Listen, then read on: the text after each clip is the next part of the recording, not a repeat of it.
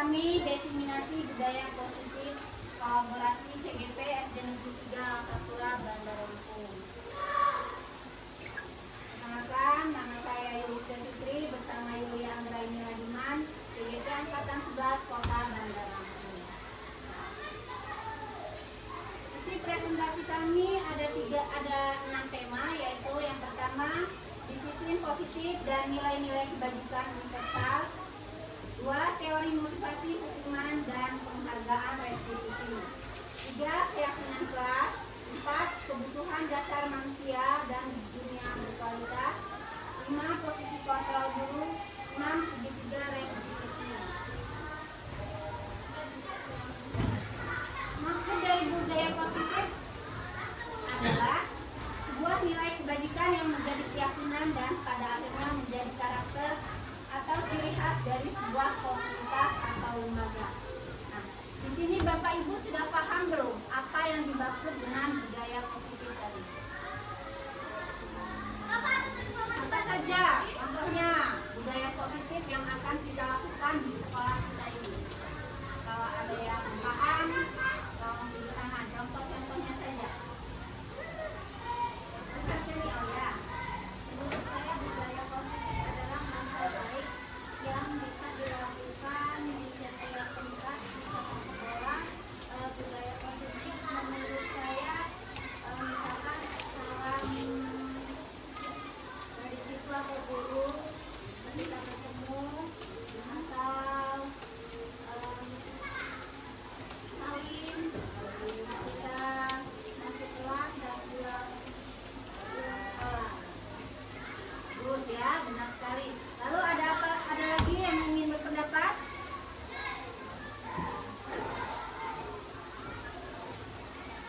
Pastor kami, menurut Bapak bagaimana disiplin positif itu? Kalau menurut saya untuk disiplin positif ini, perkenalkan dulu nama saya Sarjani. Kalau menurut pandangan saya, disiplin positif adalah suatu gagasan bagaimana kita menata kedisiplinan bagi siswa dan guru ke depan untuk lebih kreatif, majemuk, dan bisa memberikan disiplin yang positif. Ya, benar sekali. Ada lagi yang ingin menambahkan? Dwi? Paham dengan apa yang paham ya? Disiplin positif itu seperti kita menerapkan peraturan-peraturan yang baik untuk siswa. Contohnya jika bertemu teman kita bersalaman, bertemu guru bersalaman, lalu mengucapkan salam. Itulah beberapa contoh disiplin positif. Lanjut, di sini ada lingkungan yang aman dan nyaman berbasis budaya di sekolah akan berdampak secara maksimal pada perkembangan dan pembentukan karakter peserta didik. Di sini ada tiga pembelajaran. Yang pertama, pembelajaran yang berpusat pada murid. Sekolah yang kita cita-citakan murid memiliki kompetensi dan karakter Pancasila. Pertama tadi pembelajaran yang berpusat pada murid. Kedua, pendidikan reflektif, gemar belajar, berbagi dan berkolaborasi. Iklim sekolah yang aman, inklusif dan merayakan kebinekaan. Di sini disiplin positif ada teori kontrolnya atau choice teori menurut William Glasser. Di sini ada makna disiplin, teori motivasi, posisi kontrol, dan 5 kebutuhan dasar. Makna disiplin adalah belajar kontrol diri dengan menggali potensi diri kita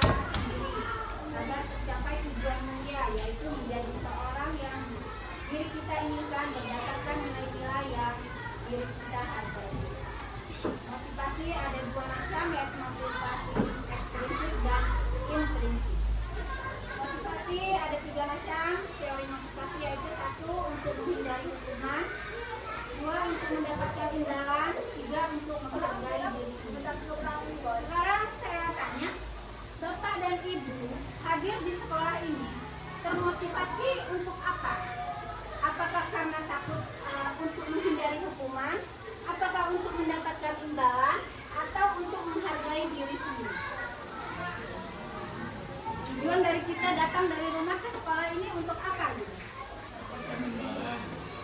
Bukan untuk takut mendapat hukuman dari kepala sekolah, ini kan? Kan ya, untuk mendapat imbalan. Ya, masuk ya. Terus untuk menghargai diri sendiri. Karena menghargai diri sendiri itu termasuk dari tanggung jawab kita. Karena kita sudah diberikan tanggung jawab, jadi kita harus bertanggung jawab. Kalau kita sudah melaksanakannya, berarti kita sudah menghargai diri kita sendiri. Lalu 5 posisi kontrol. 1. Kontrol kita sebagai guru itu ada 5, yaitu 1 sebagai penghukum, 2 pembuat rasa bersalah, 3 sebagai teman, 4 sebagai pemantau, 5 sebagai manajer. Nanti di sini 5 posisi kontrol ini ada di tema ke-5 yang mungkin akan dijelaskan oleh Yulia ya, lebih dalam lagi apa maksud dari sebagai penghukum, pembuat rasa bersalah, sebagai teman, sebagai pemantau atau manajer. Lalu ada 5 kebutuhan dasar manusia. Kebutuhan dasar manusia itu ada 5. Yang 1, pertama bertahan hidup. 2, penguasaan atau kekuasaan. 3, kasih sayang atau rasa diterima. 4, kesenangan. 5, kebebasan. Lanjut. Ada beberapa miskonsepsi. Penerapan budaya positif berarti tidak ada aturan atau konsekuensi. Penjelasannya, dalam hidup bermasyarakat selalu ada tatanan atau aturan dengan konsekuensi dari setiap tindakan yang dilakukan oleh anggota. Dalam penerapan budaya positif, guru melatih kesadaran murid melalui pemahaman bahwa tatanan dan konsekuensi hadir untuk memberikan keselamatan dan kebahagiaan kepada diri sebagai manusia dan anggota masyarakat, sehingga tatanan tersebut dipatuhi bukan karena takut konsekuensi, tetapi karena kesadaran diri ingin mewujudkan nilai-nilai. Lalu ada miskonsepsi kedua, dengan membuat keyakinan kelas dan ditempelkan di depan kelas, maka sudah cukup, tidak perlu ada tindak lanjut. Tidak ada konsekuensi, tidak ada refleksi. Penjelasan sini, kesadaran hadir dari dalam diri, internal, sementara hukuman penghargaan, memberi hadiah dalam bentuk barang atau status. Konsekuensi maupun apresiasi semuanya hadir dari luar diri yang diberikan oleh orang lain. Untuk menghadirkan kesadaran ini, dibutuhkan konsekuensi dari seluruh komunitas sekolah dan sistem pendukung untuk melakukan tindak lanjut, memastikan konsekuensi dijalankan dengan bertanggung jawab dan diskusi atau refleksi setiap saat. Langkah dalam menghadirkan kesadaran ini merupakan salah satu contoh melatih murid dan guru dalam berpikir lambat menggunakan bagian otak gurunya.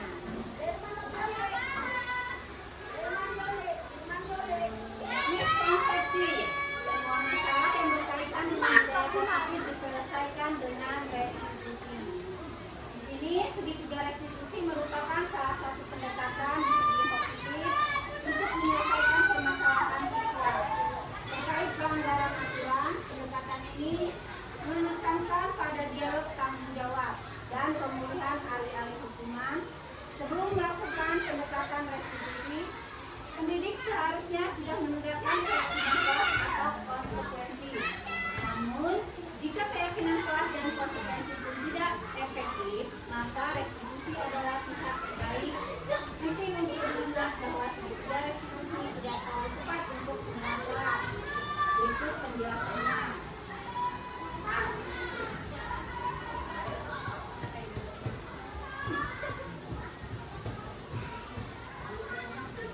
Kita masuk ke tema 1 ya.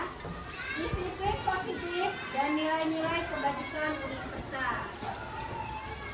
Kita masuk ke dalam tema ya.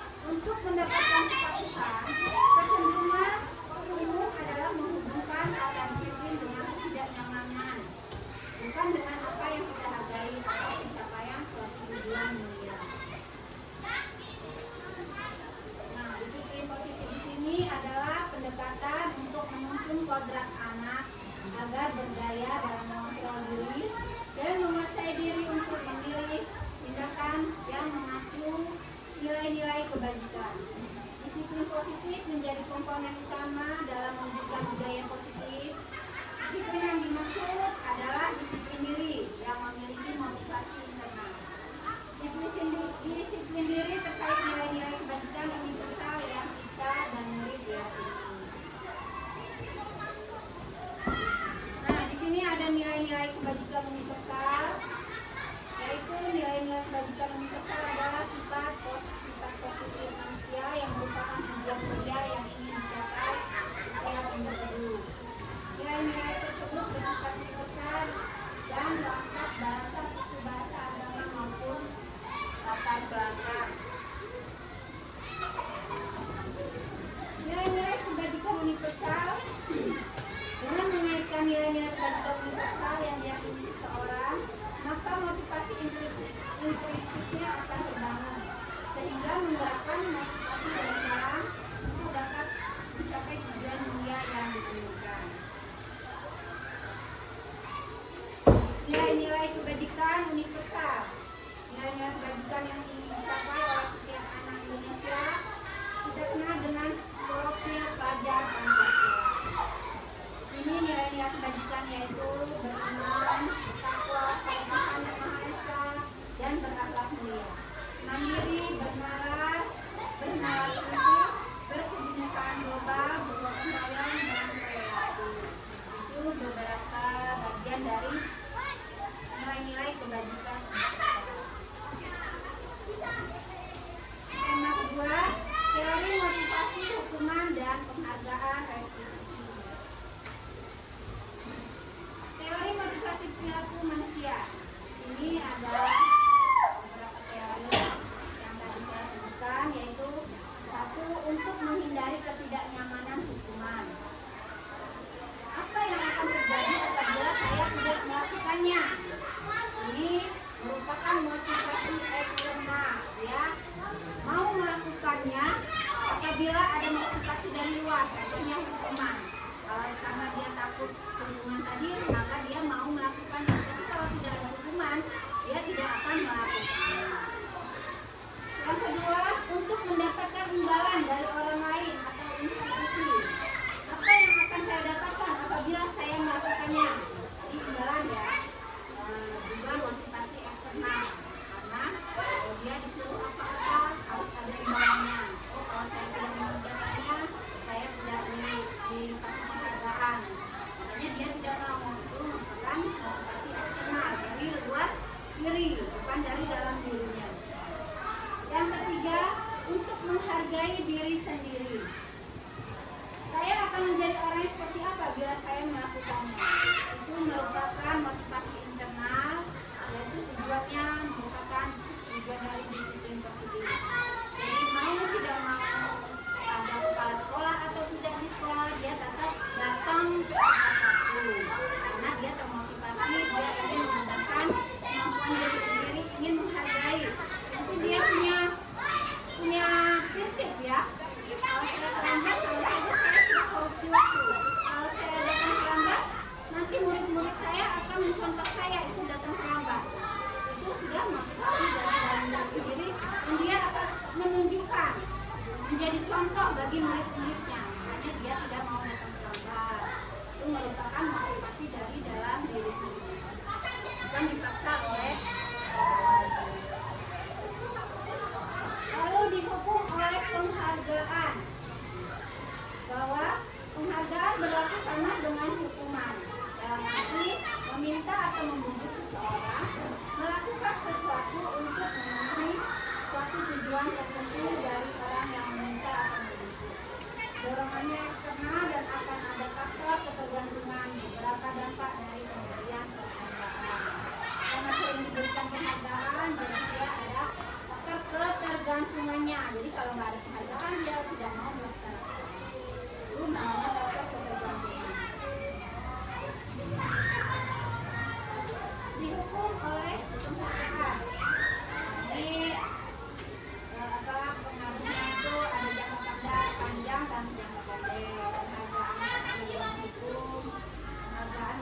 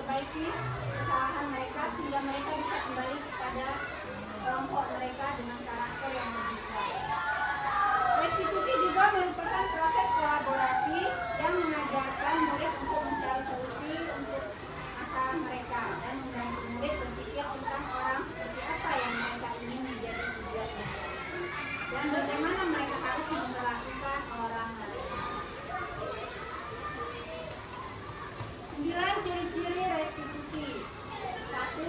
Belajar dari kesalahan, bukan menebus kesalahan. 2. Memperbaiki hubungan, menawarkan bukan memaksa. 4. Restitusi diri adalah cara terbaik. 5. Menuntun untuk melihat ke dalam diri, mencari kebutuhan dasar yang mendasari tindakan.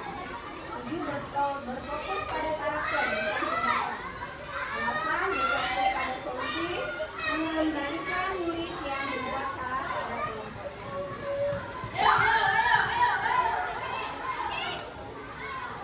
Sini ada perubahan paradigma stimulus respon teori kontrol. Bisakah kita mengontrol seseorang? Di sini stimulus responnya dan teori kontrol. Stimulus responnya, kita mencoba mengubah orang agar berpendapatan dengan kita. Itu merupakan stimulus respon ya. Terus perilaku. Sementara teori kontrolnya itu kita berusaha memahami pandangan orang lain tentang dunia. Kedua, perilaku buruk dilihat sebagai suatu kesalahan. Semua perilaku memiliki tujuan.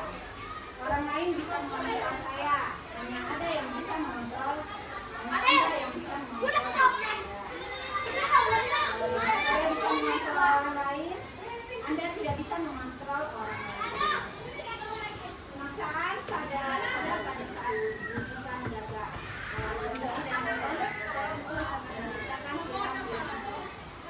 Model berpikir menang atau kalah. Ini model berpikir menang-menang. Nah, di sini Bapak Ibu setuju atau tidak setuju? Yang pertama, hukuman di sekolah dapat mendisiplinkan anak. Setuju. Dengan memberi hukuman, anak akan menjadi disiplin. Kurang setuju ya? Ada yang kurang setuju, ada yang setuju. Kita lihat jawabannya. Yang kedua, pemberian hukuman dengan hal positif seperti membaca atau membersihkan halaman sekolah dapat meningkatkan disiplin anak. Beri hukuman ya, dengan membaca atau membersihkan halaman. Setuju ya? Yang ketiga, memberi penghargaan dapat meningkatkan motivasi belajar anak. Setuju. Jadi kalau yang mau meningkatkan anak, kita harus memberikan iming-iming akan diberikan sesuatu, gitu ya. Jadi setiap anaknya semangat.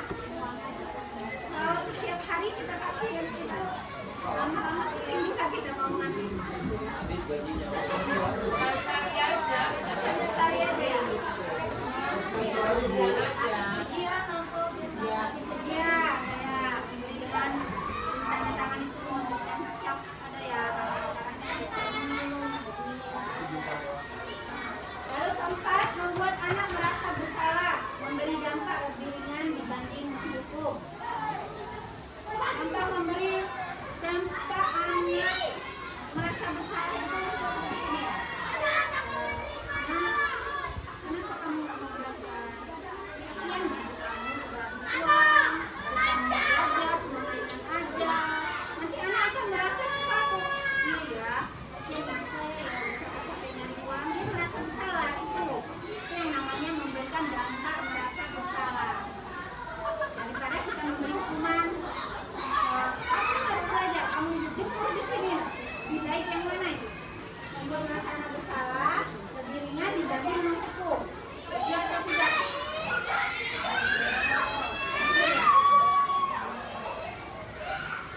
Kita membuat kata-kata yang membuat anak itu merasa bersalah tidak dengan Setuju. setuju ya.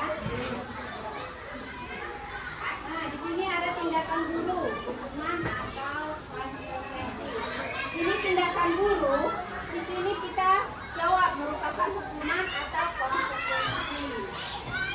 Yang pertama, mencatat 100 kali di dalam buku kalimat. Saya tidak akan terlambat lagi karena terlambat ke sekolah. Itu merupakan hukuman atau konsekuensi? Hukuman ya, ya. Bedanya hukuman dengan konsekuensi. Nah, itu nanti ada penjelasannya. Sekarang tanggung jawab dulu menurut Bapak Ibu.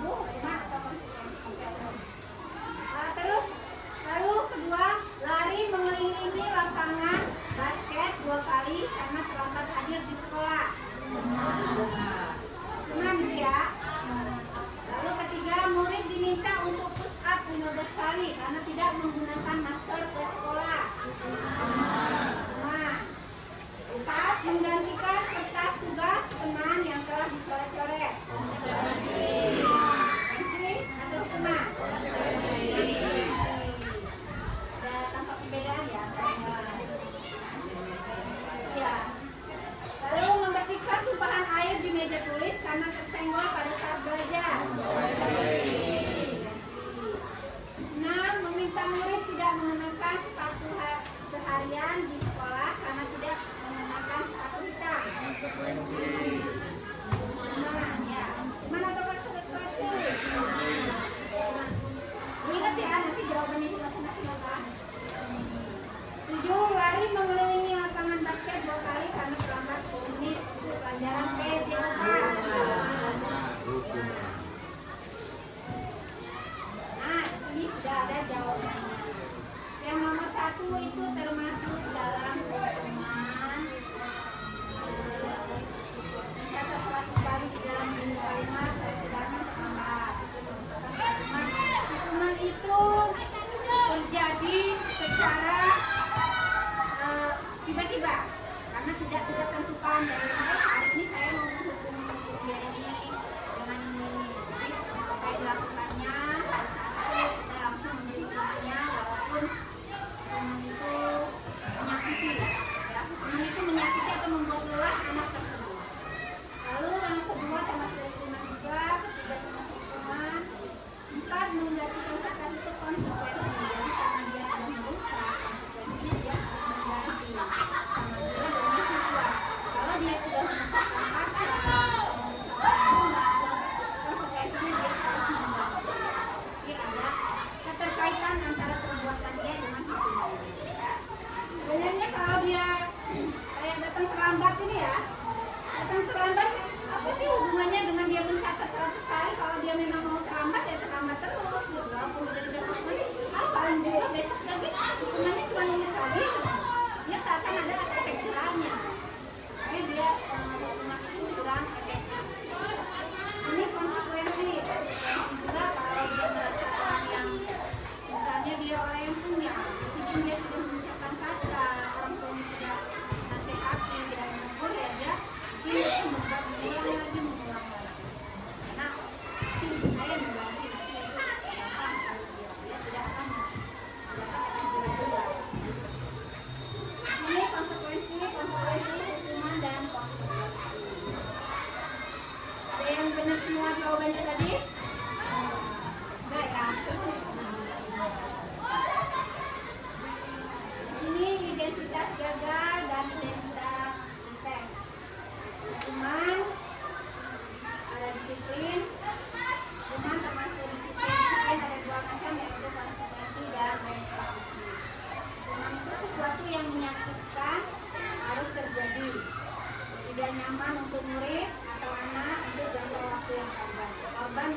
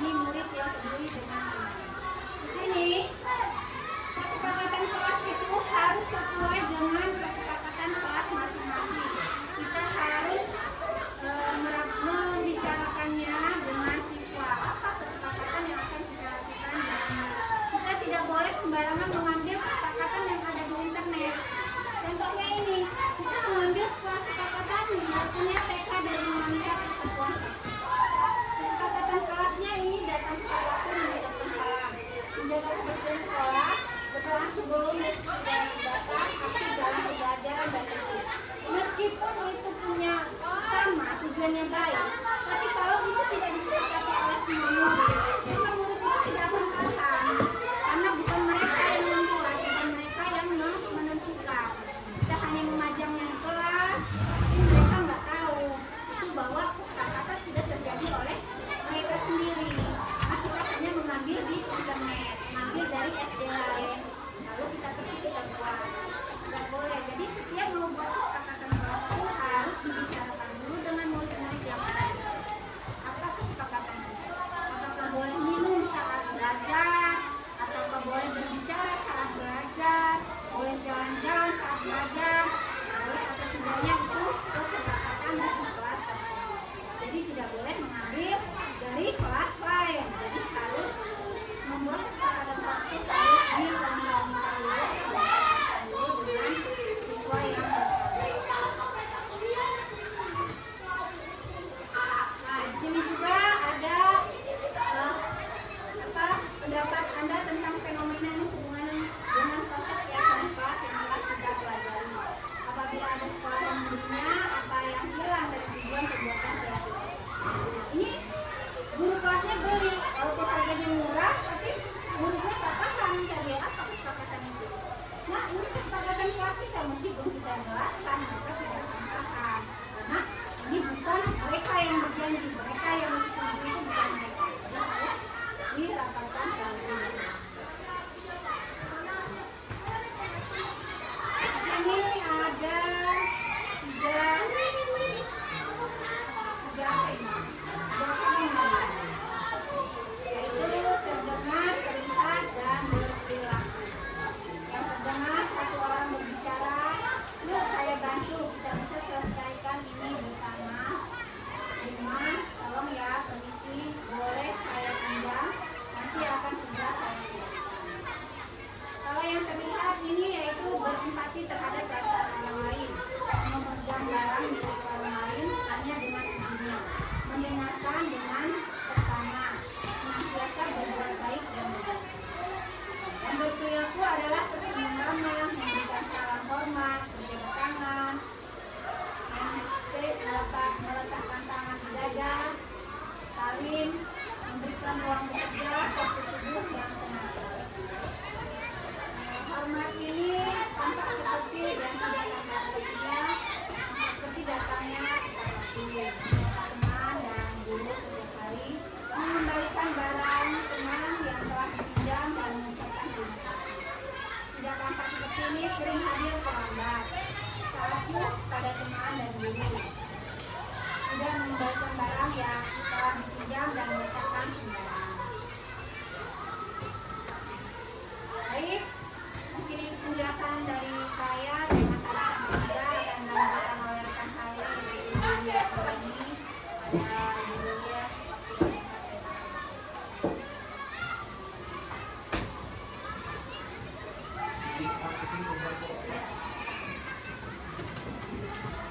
Dilanjutkan tema 4, kebutuhan dasar manusia dan dunia berkualitas.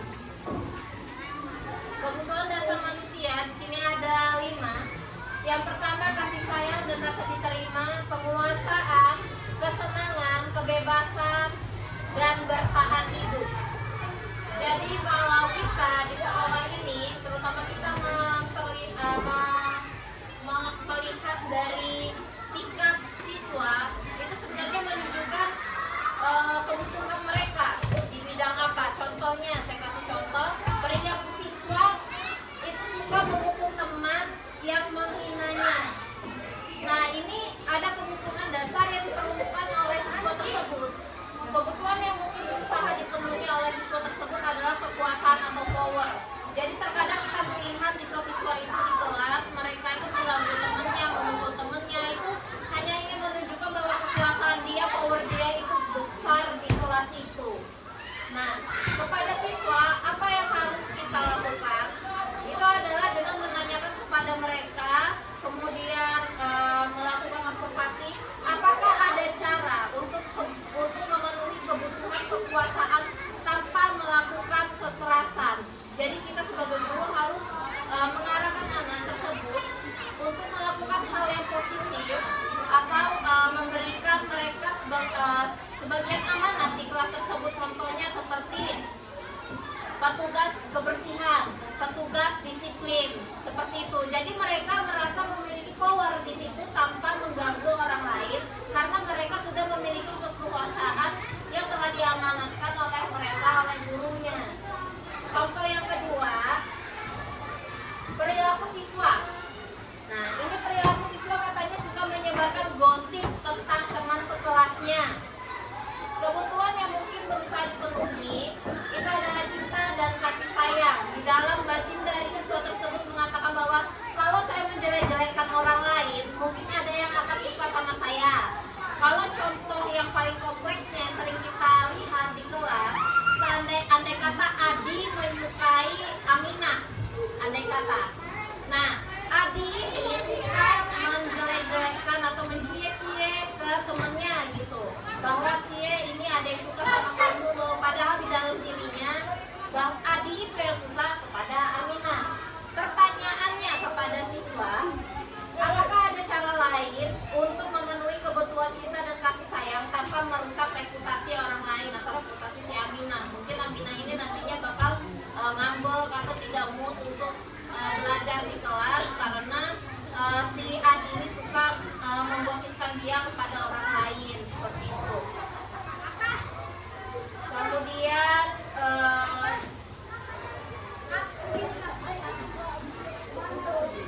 kita akan memutar video contoh dari kebutuhan dasar manusia.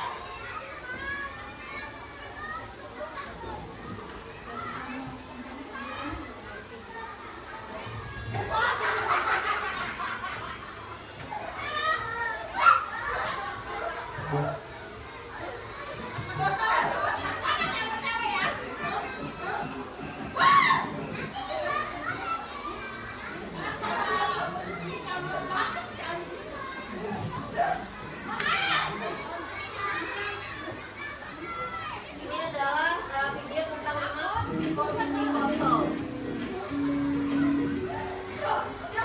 Saya menghargai Ibu dan Bapak Guru hebat dalam menerapkan disiplin positif restitusi. Salah satu program yang dikembangkan adalah 5 posisi kontrol. 5 posisi kontrol dalam restitusi adalah proses perjalanan seorang pemilik agar dapat mengambil dirinya. Pada video kali ini, kita akan membahas tentang 5 posisi kontrol yang dikembangkan oleh Bayu Muhammad dan contoh penerapannya.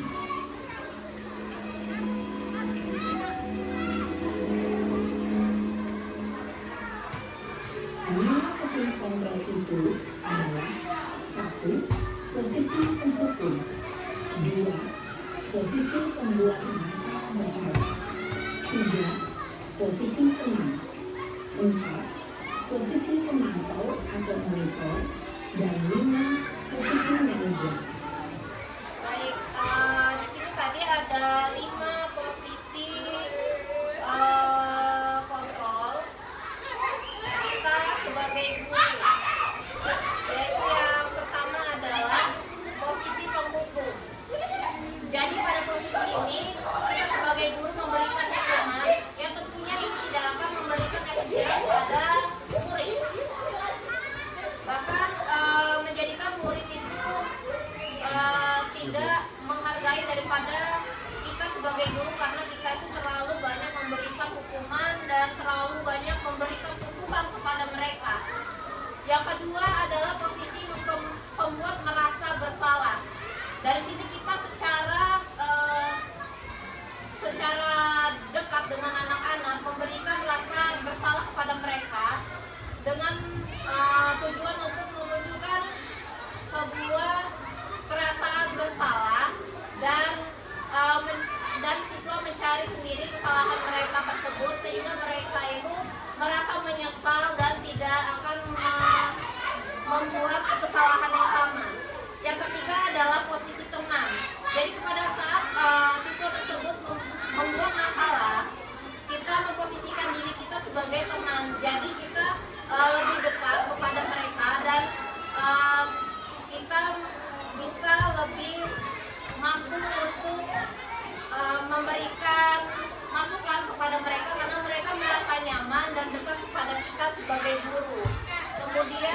keempat, 4. Posisi pemantau. posisi pemantau atau monitor di sini biasa disebut dengan manajer. Jadi kita memantau siswa kita tersebut pada saat mereka membuat suatu masalah. Kita memantau mereka dari jarak jauh, menyelidiki mereka apa yang membuat mereka menjadi seseorang yang membuat masalah di kelas tanpa harus langsung menghakimi mereka. Jadi kita itu secara jauh dulu menilik mereka. Kemudian yang terakhir, Dan 5. Posisi oh ini yang posisi manajer. Jadi terbalik yang tadi itu posisi manajer ya. Kalau yang pemantau itu menilik dari jauh. Kalau yang manajer ini kita tidak terjun secara langsung, tapi kita itu memberikan arahan tapi dari jauh. Kalau yang tadi itu kita hanya memantau dari jauh. Kalau yang ini kita memberi arahan, manajer itu memberi arahan tapi dari jauh. Seperti itu perbedaannya. Kemudian kita lanjutkan tak lagi. Yang selanjutnya adalah eksplorasi konsep 5 posisi kontrol yang tadi. Ini yang tadi sudah saya jelaskan ya Bapak Ibu. Kita lanjut kepada latihannya.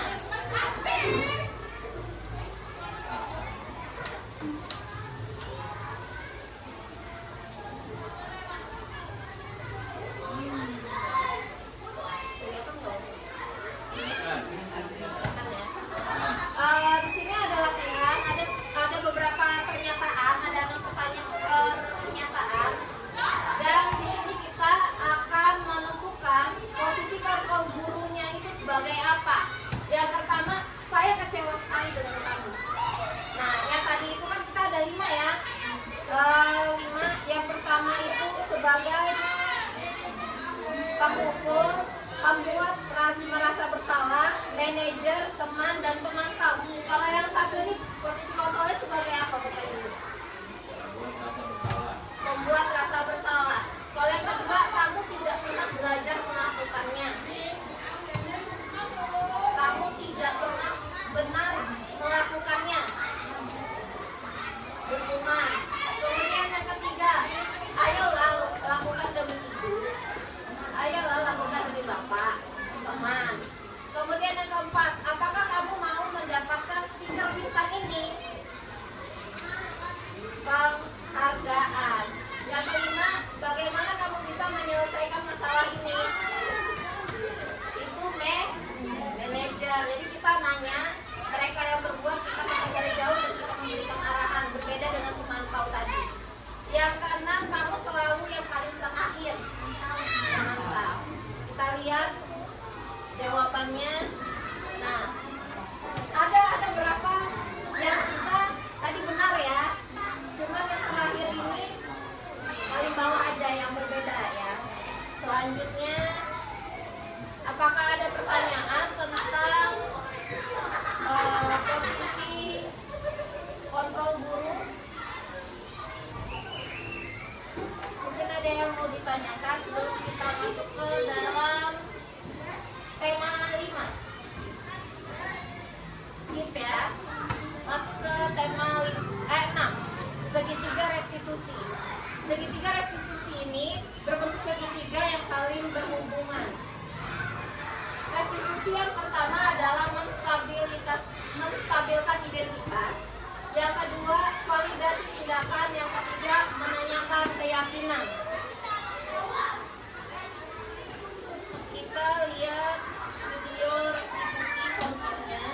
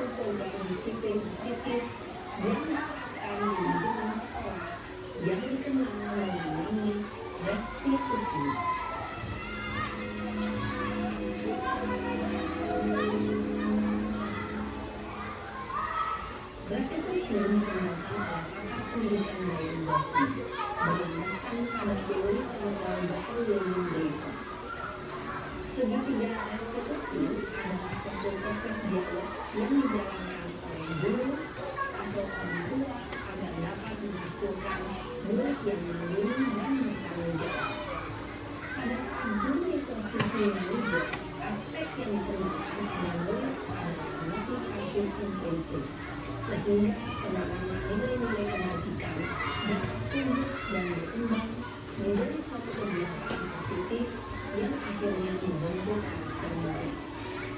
Proses dialog ini terdiri dari 3 langkah yang menggunakan ada ketiga sisi dan segitiga restitusi.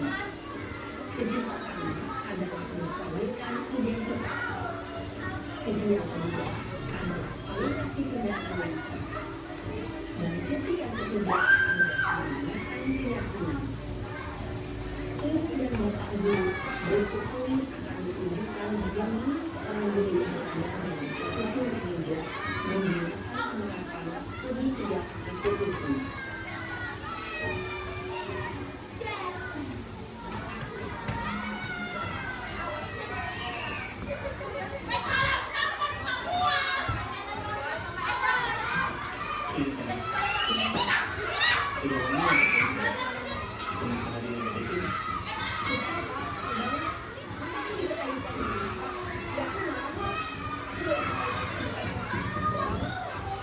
Oh begitu, ya pasti kamu banyak bisa. Bapak juga Menstabilkan kamu adalah identitas. dalam diri lupa. Kemudian pada saat itu kamu melakukan apa? Ini validasi apa yang dilakukan sama anak tersebut. Oh begitu, pasti kamu melakukan seperti itu karena satu alasan tertentu kan? Iya, saya yang ada. Saya bela diri lah. Saya di tempat-tempatnya. Ya sajalah, mempertahankan harga diri itu sesuatu yang penting buat kamu. Untung kamu tidak tinggal lagi di dalam hanya beberapa ini. Iya, Pak. Mungkin saya masih bisa ada hasilnya yang berbeda. Jadi sekarang Pak, saya pasti bela diri lah. Ya pasti ya, tapi kamu memilih untuk tetap berhubungan di sana. Kamu memilih untuk tidak berubah dari karakter juga. Iya. Nah, sekarang coba kita lihat lagi tindakan kamu yang bersangkutan itu.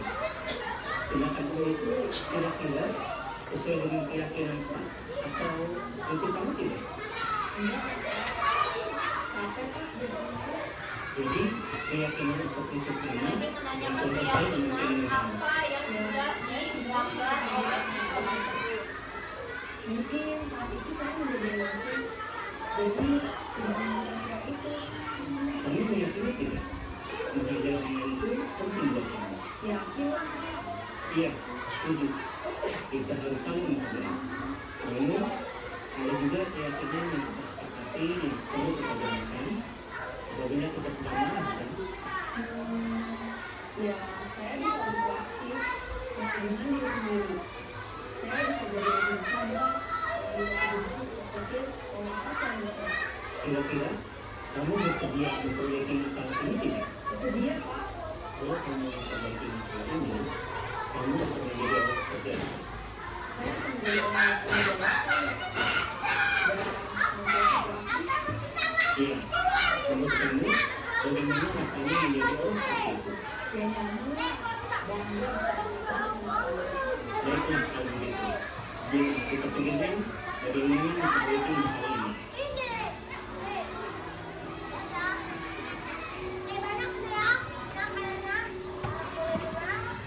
Nah, tadi salah satu contoh dari video restitusi dari kegiatan menstabilkan identitas, validasi tindakan dan menanyakan keyakinan. Pada tahap menanyakan keyakinan itu, kita memberikan keleluasaan kepada siswa untuk menentukan bagaimana cara dia untuk menyelesaikan masalah dari persoalan yang sedang dia hadapi. Selanjutnya, ini contoh dari menstabilkan identitas siswa. Jadi guru berkata berbuat salah itu hal yang manusiawi. Kemudian tidak ada manusia yang sempurna. Bapak Ibu juga pernah buat salah. Kita pasti bisa menyelesaikan permasalahan ini. Bapak Ibu tidak tertarik untuk mencari tahu siapa yang benar, siapa yang salah. Bapak Ibu lebih tertarik untuk menyelesaikan masalahnya. Kemudian yang terakhir adalah kalau kamu menyalahkan dirimu sendiri terus menerus, apakah kamu bersikap baik pada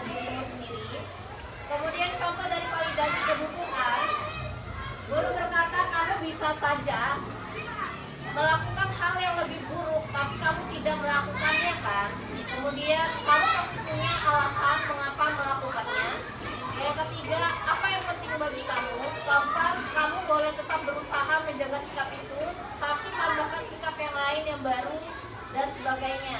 Yang ketiga, menanyakan keyakinan. Guru berkata, apa nilai yang kita percaya di kelas atau sekolah kita? Nilai-nilai universal apa yang telah kita sepakati? Kemudian kelas yang idealis seperti apa? Kamu ingin jadi anak seperti apa? Dan yang terakhir, apa yang kamu rasakan ketika kamu melakukan itu? Kamu menjadi orang yang seperti apa? Kita melakukan intervensi yang 30 detik. Intervensi ini dilakukan untuk membantu murid kembali ke tujuan semula dengan cukup singkat dan dengan cara non-konfrontatif. Ini ada beberapa contoh, saya bacakan salah satu. Apakah kamu ingin berbuat lebih baik? Apakah saat ini kamu sedang menjadi orang yang kamu inginkan? Nah, itu bisa kita berikan pertanyaan tersebut pada saat kita menanyakan kepada anak, apakah anak tersebut ingin kembali dengan sifatnya yang dulu sebelum membuat masalah. Itu dia yang terakhir. Kita buka sesi pertanyaan. Bapak Ibu, mungkin ada yang ingin ditanyakan dari tema 1 sampai dengan tema 6, dari budaya positif, disiplin positif sampai dengan restitusi. Yang ingin ditanyakan itu silakan.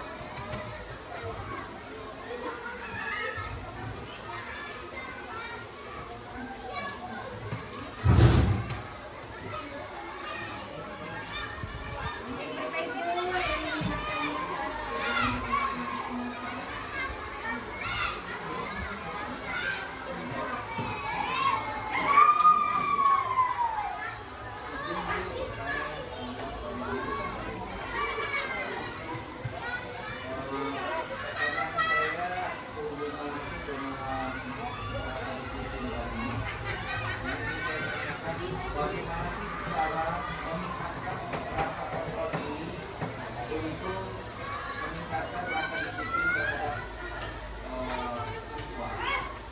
Mohon penjelasannya untuk kami semua secara sederhana saja. Terima kasih. Terima kasih Pak atas pertanyaannya. Jadi di sini kurang lebih pertanyaannya adalah menumbuhkan sikap disiplin pada siswa. Caranya yang pertama yaitu kita membuat keyakinan kelas. Jadi keyakinan kelas itu bukan peraturan. Kalau peraturan itu sifatnya mengikat dan memaksa. Jadi anak-anak itu akan merasa bahwa peraturan di sekolah itu bagi mereka itu sangat mengekang, sehingga mereka tidak ada kesadaran diri. Yang kita butuhkan pada anak itu adalah kesadaran diri. Jadi kalau seandainya kita memberikan peraturan untuk harus disiplin pada anak, itu tidak akan membuat anak itu menciptakan kesadaran diri dia. Justru kita harus membuat kesepakatan kelas. Kalau kesepakatan kelas itu sebenarnya tidak meminta, tapi lebih kepada memberikan pemahaman kepada anak bahwa disiplin itu sangat penting di sekolah. Jadi kita sebagai guru harus membuat kesepakatan kelas yang itu adalah kesepakatan antara guru dan siswa. Jadi siswa pun menerima daripada kesepakatan itu dan mau menjalankannya karena sudah menjadi kesepakatan. Karena mereka yang sudah bilang, mereka yang sudah mensepakati, baiklah ini ada kesepakatan di kelas antara saya dan guru saya bahwa saya harus disiplin. Maka tumbuhlah kepercayaan diri anak tersebut bahwa dia harus disiplin. Yang kita butuhkan di sini adalah keyakinan dari anak tersebut. Jadi bukan peraturan, sehingga itu akan membuat pembiasaan disiplin pada anak-anak. Dan juga kita sebagai guru juga jangan bosan-bosannya untuk selalu mengingatkan kesepakatan kelas setiap kita akan menjalankan pembelajaran seperti biasa.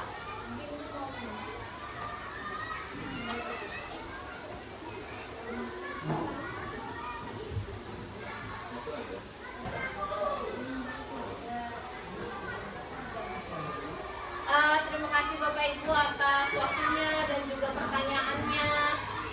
Saya Yulia yang Raini dan beserta Ibu Kepala Sekolah Ibu Yulisda Fitri sebagai CGP Angkatan 11 mengucapkan banyak terima kasih atas waktu dan juga pertanyaan-pertanyaan diskusi yang sudah dilaksanakan pada hari ini. Untuk